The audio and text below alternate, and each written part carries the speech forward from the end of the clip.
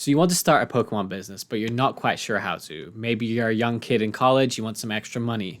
Maybe you have a family and you have to pay for other things other than, Pokemon cards. So let me show you one of the ways how I accumulated money to start my own Pokemon business. And it's something that I continue to do even today. And the good part about it is if you are a Pokemon collector or you have been collecting Pokemon cards in the past, you probably have all the tools that you already need to start your own Pokemon business. So you probably have cards like these ones, a ton of commons, uncommons, rares, non-holographics just lying around. You probably have also a very large stack of holographics, whether they are Japanese or English, doesn't really matter. Holographics, reverse holos, anything that looks remotely like these. Then, if you're lucky, you may have some just commons and uncommon vintage Pokemon cards, and then you're gonna have a ton of GXs, EXs, all of those kind of cards. And then you may have some unwanted vintage holos lying around.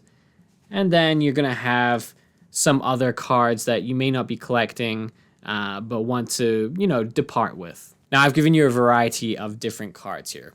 Normal commons and uncommons, Japanese and English, vintage Japanese, EXs, GXs, VMAXs, Vs, holos, non-holos, and then a random selection of rainbows and other trainers that you may have lying around. Now, for me, when I started collecting, I obviously did not have a Pokemon business. I was just ripping packs left, right, and center.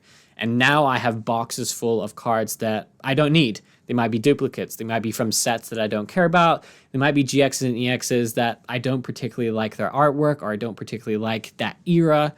I have a ton of cards lying around. Now, to throw them away in the bin or trash can is just probably a little bit disrespectful to Pokemon cards. So why not make mystery Pokemon packs, sell them on eBay for a big profit? When I first started out my Pokemon business, I was selling all the cards that I did not want for I think $2.99, and it contained 2 vintage cards, 10 uncommons and commons, 2 GX cards, and 4 or 5 holographics. That way, I was making a little bit of money. I was getting rid of a ton of boxes in my house that contained a ton of cards, and I also was making sure that these cards went into the hands of families that perhaps don't want to spend $4.99 on a booster pack to get a non-holographic rare.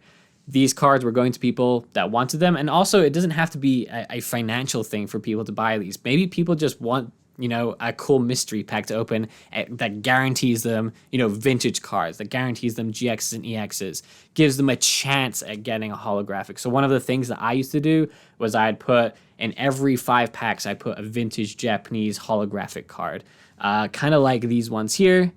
I would just put one of them into one in every 5 packs. So I try incentivize people to buy more. So I'd say if you bought 3 packs, you get 10% off. If you bought 5 packs, you'd be guaranteed a vintage holographic card and maybe 2 or 3 additional GXs or EXs, and you'd get 5% off. There's tons of ways to motivate people to buy them. The hardest part is obviously beginning, selling on eBay. If you have an existing eBay account, existing ratings, obviously those are going to help you. But this is the main way that I started my selling on eBay.